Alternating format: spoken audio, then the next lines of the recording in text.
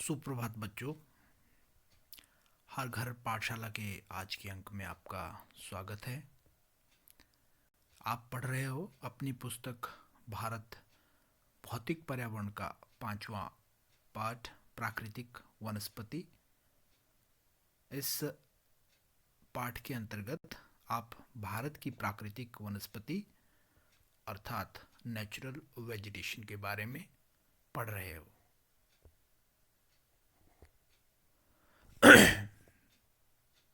अभी तक आपने इस पाठ के अंतर्गत भारत की प्राकृतिक वनस्पति, भारत के वनों के प्रकारों के बारे में जाना।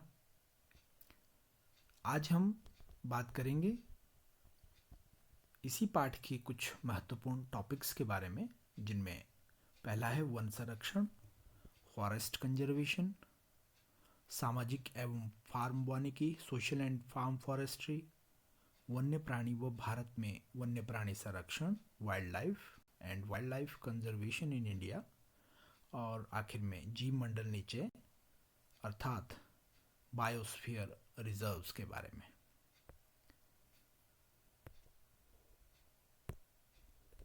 प्यारे बच्चों,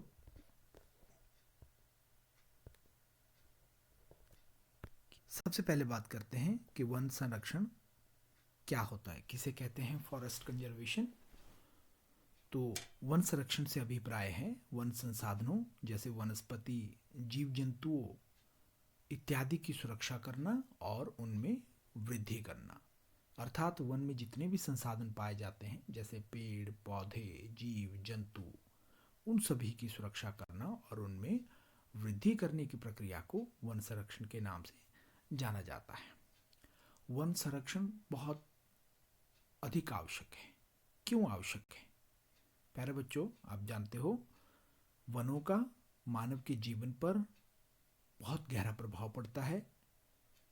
ये मानवीय जीवन को और पर्यावरण को बहुत प्रभावित करते हैं, क्योंकि वनों का मानवीय जीवन और पर्यावरण के साथ जटिल संबंध है। वन हमें प्रत्यक्ष व अप्रत्यक्ष रूप से बहुत अधिक आर्थिक और सामाजिक लाभ पहुंचाते हैं और वनों की मानवीय विकास में एक बहुत ही महत्वपूर्ण जो है वो भूमिका होती है।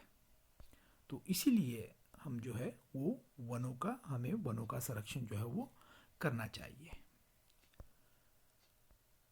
वनों के संरक्षण के लिए भारत सरकार ने क्या प्रयास किए हैं, हमारे देश में कौन कौन से प्रयास हुए हैं?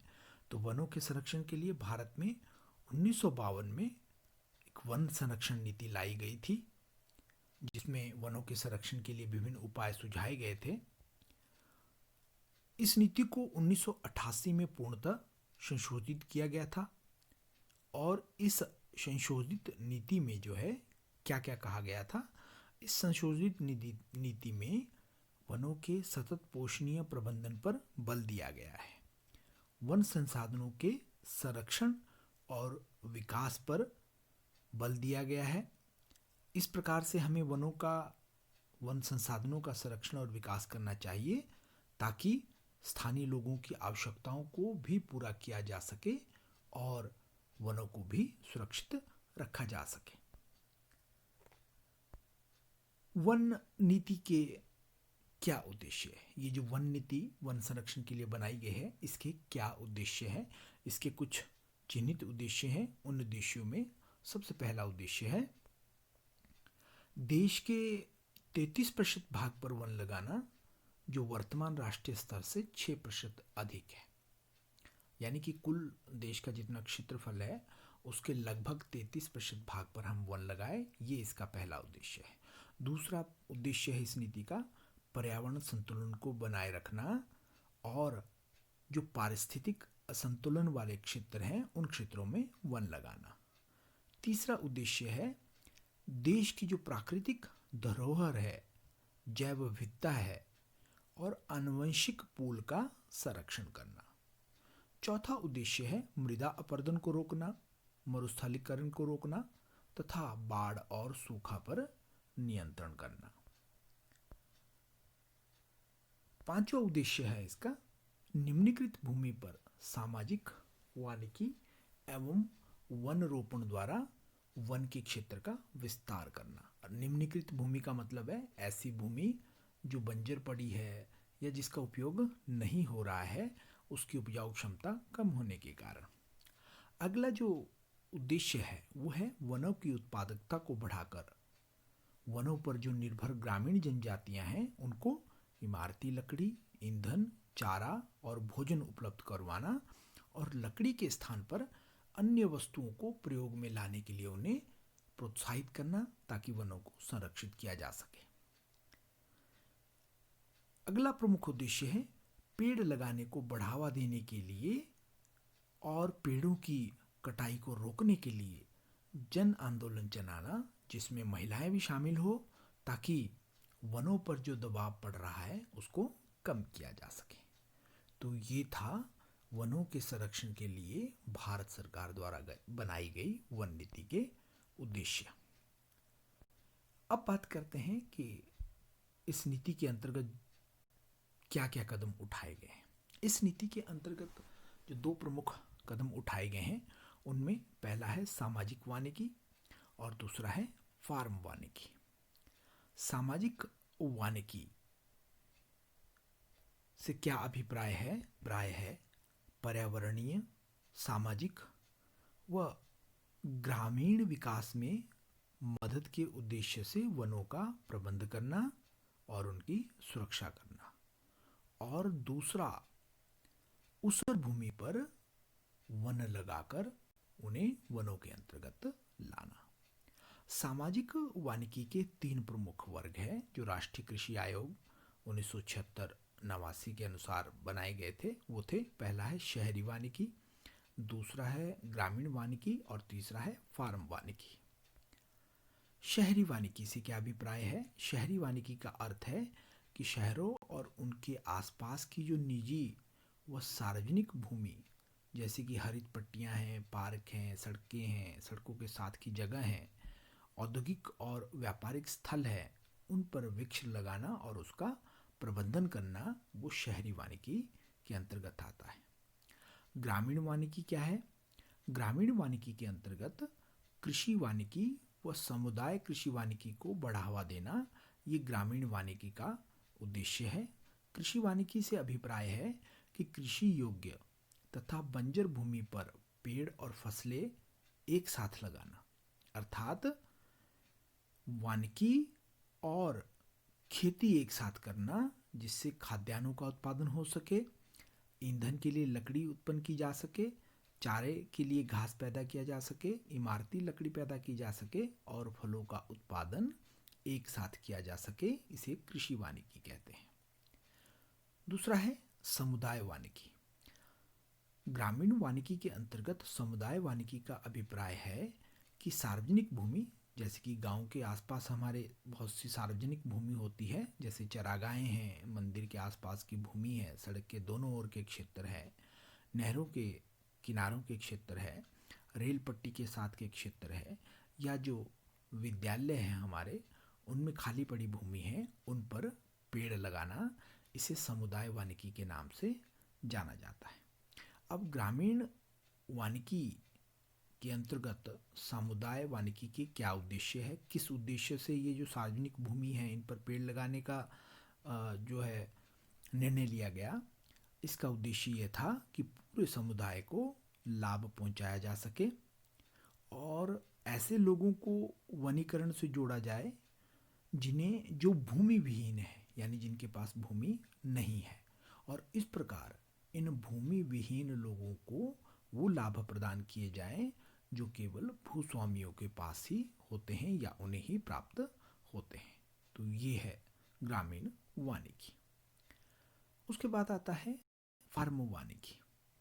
फार्म वानिकी के अंतर्गत किसानों को अपने खेतों में या खेतों की मेड़ों में, चरागाहों में, घास स्थलों में या घर के पास खाली पड़ी जमीन पर या पशुओं के बाड़े में व्यापारिक महत्व वाले या अन्य पेड़ पौधे लगाने के लिए प्रेरित करना, उसे फार्म वानिकी के नाम से जाना जाता है।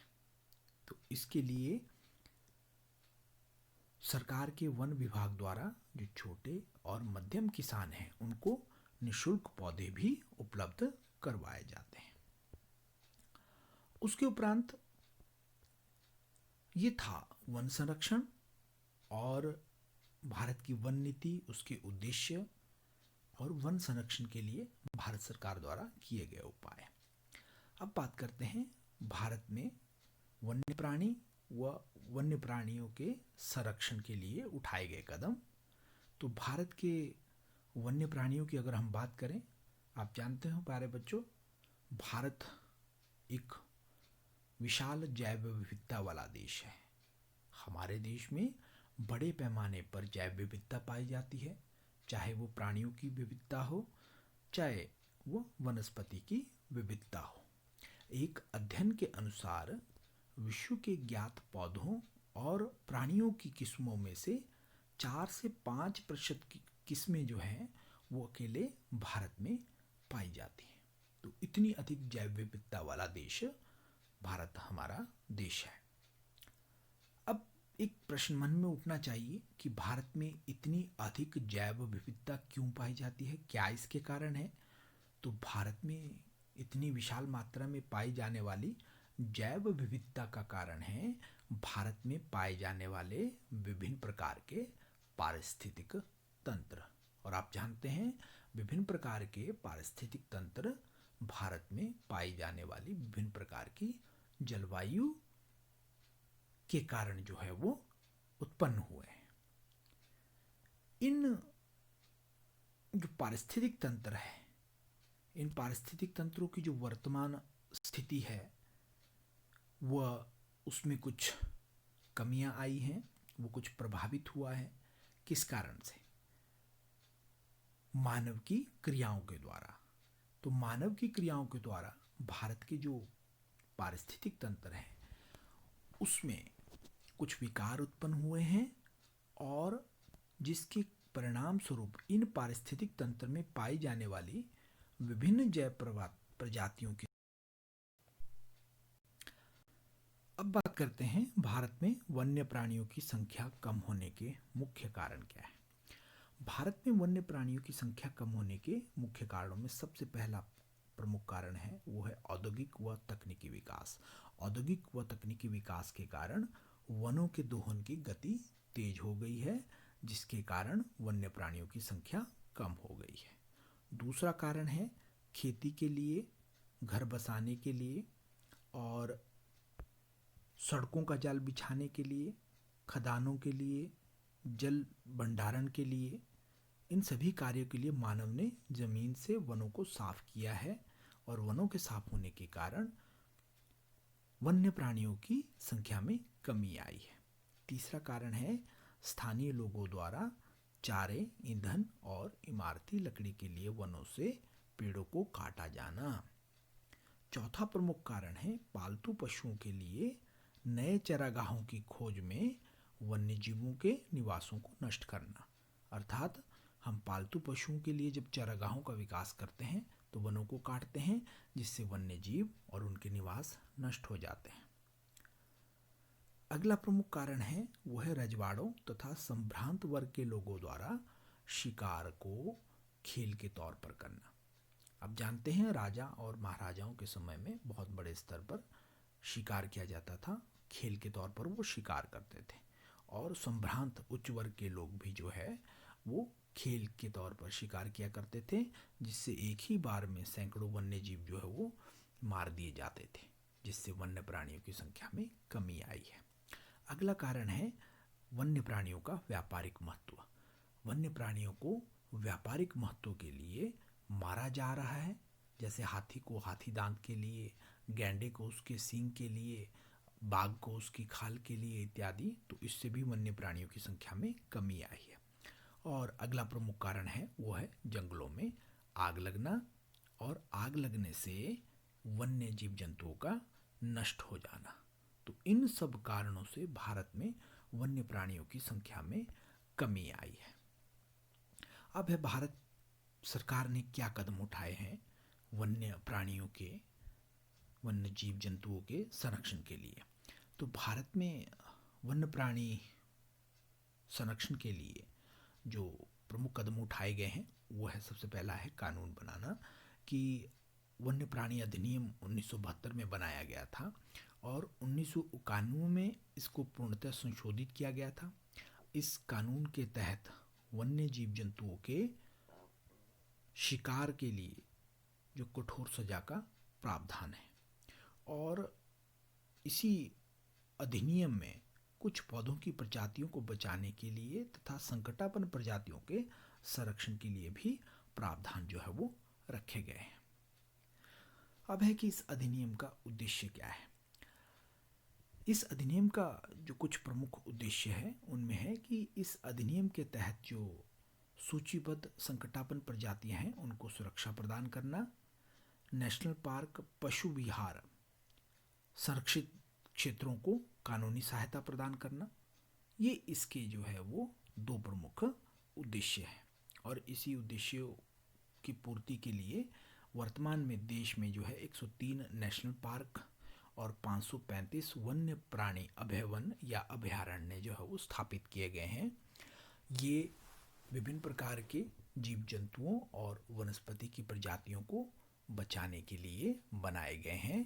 आपको ज्ञात होना चाहिए कि इन नेशनल पार्क में और वन्य प्राणी अभयारण्यों में शिकार करना, लकड़ी काटना, इस प्रकार की गतिविधियां जो है वो पूर्णतः बंद होती है, और अगर कोई ऐसा करता हुआ पाया जाता है तो उसे कठोर से कठोर सजा दी जाती है। वन्य प्राणी संरक्षण के लिए सरकार ने कुछ और कदम उठाए हैं, जिनके अंतर्गत यूनेस्को की मानव और जीव मंडल योजना के अंतर्गत भारत सरकार ने वनस्पति जात और प्राणी जात संरक्षण के लिए कई महत्वपूर्ण योजनाएं, जैसे प्रोजेक्ट टाइगर, प्रोजेक्ट एलिफेंट, मगरमच्छ प्रजनन परियोजना, हंगुल परियोजना और हिमालय कस्तूरी मृग परियोजनाएं जो है वो चलाई हैं। इन्हीं में सबसे प्रमुख है प्रोजेक्ट टाइगर।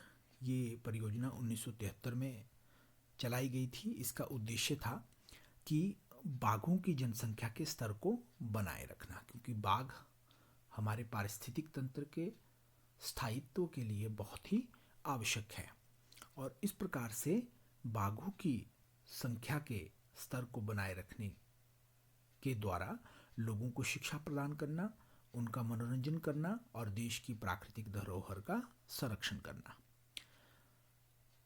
प्रोजेक्ट टाइगर के अंतर्गत आरंभ में 9 बाघ आरक्षित क्षेत्र स्थापित किए गए थे, और वर्तमान में यह परियोजना 17 राज्यों के 14 बाघ आरक्षित क्षेत्रों में स्थापित की गई है। लगभग 36,988 वर्ग किलोमीटर क्षेत्र इस परियोजना के अंतर्गत आता है। और इसका क्या लाभ मिला? इसका लाभ मिला कि बाघों की संख्या जो 2006 में 1411 थी वह हमारे देश में बढ़कर अब 1706 हो गई है। तो ये था भारत में वन्य प्राणी और उनके संरक्षण के लिए भारत सरकार द्वारा उठाए गए कदम। अंत में इस आज के टॉपिक, इस पाठ के अंतिम टॉपिक पे बात करते हैं, वो है जीव मंडल नीचे अथवा आरक्षित क्षेत्र अर्थात बायोस्फीयर रिजर्व्स। सबसे पहले कि जीव मंडल नीचे अथवा जैव मंडल आरक्षित क्षेत्र होते क्या हैं। जैव मंडल आरक्षित क्षेत्र ऐसे विशेष प्रकार के भौमिक यानी भूमि पर स्थित या समुद्र तटीय पारिस्थितिक तंत्र होते हैं जिन्हें यूनेस्को के मानव और जीव मंडल प्रोग्राम के अंतर्गत मान्यता प्राप्त है। यानी स्थल मंडल पर और तटीय भागों पर स्थित ऐसे क्षेत्र होते हैं जिनको यूनेस्को प्रोग्राम के अंतर्गत लिया गया है, मानव और जीव मंडल प्रोग्राम के अंतर्गत, और उन्हें विशेष सुविधाएं जो वो प्राप्त हैं।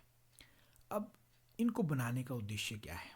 जो जैव मंडल आरक्षित क्षेत्र, इनको बनाने के उद्देश्य क्या है? पहला उद्देश्य है संरक्षण, जैव विविधता और पारिस्थितिक तंत्रों का संरक्षण करना।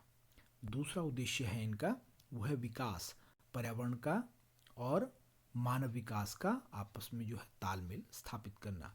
तीसरा उद्देश्य है व्यवस्था, अर्थात अनुसंधान और देखरेख के लिए एक अंतर्राष्ट्रीय नेटवर्क जो है वो तैयार करना। भारत के कुछ प्रमुख जीव मंडल नीचे अथवा जैव मंडल आरक्षित क्षेत्र हैं, जैसे नीलगिरी जैव मंडल, नंदा देवी जैव मंडल, सुंदरवन जैव मंडल, मन्नार की खाड़ी जैव मंडल। इसके अतिरिक्त और भी अनेक भारत में जो है वो जैव मंडल है, जिनमें नोकरेक है, मानस है, ग्रेट निकोबार है, सिमलीपाल है, डिब्रू साइकोवा है, दिहांग दिबांग है, पंचमढ़ी, कंचनजंगा इत्यादि जैव मंडल आरक्षित क्षेत्र भारत में पाए जाते हैं। अगर आप इनकी स्थिति इस मानचित्र पर देख सकते हैं, इधर नीलगिरी है, उसके साथ ही आपका मन्नार की खाड़ी है, सिमलीपाल इधर है, पंचमढ़ी मध्य प्रदेश में। उसके बाद भारत के ये जो है, ये देखिए नंदा देवी उत्तराखंड में। इसी प्रकार से आप इस मानचित्र पर भारत के प्रमुख जो जैव मंडल आरक्षित क्षेत्र हैं उन्हें ढूंढ सकते हैं। भारत के जो कुछ प्रमुख जैव मंडल आरक्षित क्षेत्र हैं उनकी बात करते हैं। उनमें सबसे प्रमुख है नीलगिरी जैव मंडल आरक्षित क्षेत्र। ये भारत का पहला जैव मंडल आरक्षित क्षेत्र था, 1986 में स्थापित किया गया था, और इसका कुल क्षेत्रफल जो है वो 5520 वर्ग किलोमीटर है। ये तमिलनाडु, केरल और कर्नाटक राज्यों में फैला हुआ है। ये एक ऐसे भाग में स्थित है जहाँ पर की भूमि उबड़ खाबड़ है, और इसकी समुद्र तल से, यहाँ की भूमि की समुद्र तल से ऊंचाई 250 मीटर से 2650 मीटर तक है। यहाँ पर जो वनस्पति पाई जाती है वो मानव द्वारा कम प्रभावित प्राकृतिक वनस्पति या सूखी झाड़ियाँ जैसे शुष्क और आर्द्र पर्णपाती वन, अर्ध सदाबहार वन, सदाबहार शोलास, घास के मैदान और दलदल इत्यादि इस क्षेत्र में पाए जाते हैं। अगर वन्य प्राणी की बात करें तो दो प्रमुख संकटापन्न प्राणी प्रजातियां जो है यहाँ पर पाई जाती हैं, जिनका नाम है नीलगिरी ताहर और शेर जैसी दुम वाले बंदर। इनकी सबसे अधिक संख्या इसी नीलगिरी जैव मंडल आरक्षित क्षेत्र में पाई जाती है। इसके अतिरिक्त अन्य जीव जो पाए जाते हैं वो है हाथी, बाघ, गौर, सांभर और चीतल। उसके बाद बात करते हैं दूसरा भारत का प्रमुख जैव मंडल आरक्षित क्षेत्र, नंदा देवी जैव मंडल आरक्षित क्षेत्र। यह उत्तराखंड राज्य में है,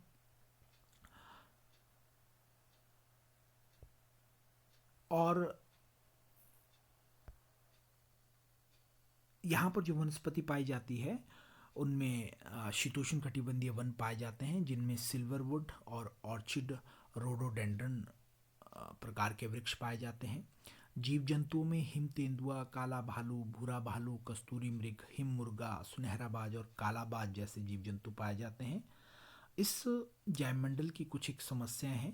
पहला है कि यहाँ पर जो संकटापन ऐसी कुछ पौधों की प्रजातियां पाई जाती हैं जिनको दवा के लिए एकत्रित किया जा रहा है, जिसके कारण इनकी संख्या और अधिक कम होती जा रही है।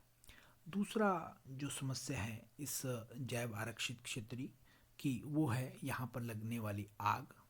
जंगलों में अक्सर आग लगने के कारण अनेक वनस्पति की प्रजातियाँ और जीव जंतु की प्रजातियाँ नष्ट हो रही है।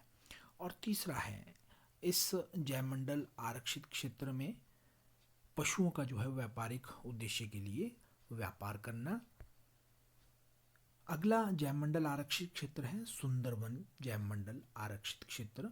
यह पश्चिमी बंगाल में जो गंगा नदी का दलदली डेल्टा है उसमें पाया जाता है, उसमें स्थित है। इसका कुल क्षेत्रफल 9630 वर्ग किलोमीटर है। यहाँ पर जो आप जानते हैं मैंग्रोव प्रकार की वनस्पति पाई जाती है, और उनमें हेरिशिएरा फोमिस जैसी एक बहुत ही महत्वपूर्ण बेशकीमती इमारती लकड़ी भी इसमें जो है वो पाई जाती है। अगर हम वन्य जीवों की बात करें तो इस जैव मंडल में बहुत ही महत्वपूर्ण एक जीव पाया जाता है जिसे हम कहते हैं बंगाल टाइगर, जो केवल यहीं पाया जाता है। और यहाँ पर पूरे विश्व के जो बंगाल टाइगर हैं उनका केवल 200 जिनकी संख्या है लगभग, वो यहाँ पर पाए जाते हैं। 170 से अधिक पक्षियों की प्रजातियां इस भाग में पाई जाती हैं। चीतल पाए जाते हैं, भौंकने वाले मृग, जंगली सूअर और लंगूर इस क्षेत्र में पाए जाते हैं। और अगला प्रमुख जैवमंडल आरक्षित क्षेत्र है मन्नार की खाड़ी का जैवमंडल आरक्षित क्षेत्र। ये भारत के दक्षिणी पूर्वी तट पर लगभग 1,05,000 हेक्टेयर क्षेत्र पर फैला हुआ है। इसकी विशेषताएं हैं, कुछ एक विशेषताएं। वो विशेषताएं क्या है कि यह विश्व के सबसे धनी समुद्री जैव विविधता वाले क्षेत्रों में से एक है। और यहाँ पर जो है, ये जो मन्नार की खाड़ी का जो जैव मंडल क्षेत्र है, यहाँ पर ज्वार नदमुख है, पुलीन है, और तटीय पर्यावरण के जंगल हैं, समुद्री घास, प्रवाल द्वीप और मैंगो प्रकार के वन पाए जाते हैं।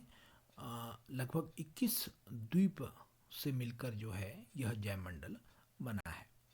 यहाँ पर पौधों और प्राणियों की लगभग 3600 संकटापन्न प्रजातियाँ जैसे समुद्री गाय इत्यादि पाए जाते हैं।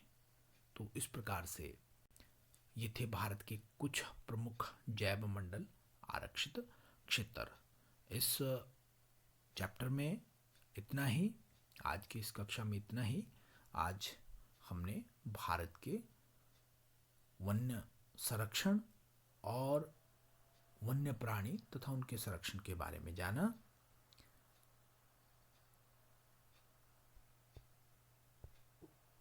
इससे महत्वपूर्ण जानकारी प्राप्त हुई होगी। अपनी पुस्तक में जाकर भारत के प्रमुख नेशनल पार्कों और वन्य प्राणी अभयारण्यों के बारे में जानकारी प्राप्त करें। धन्यवाद।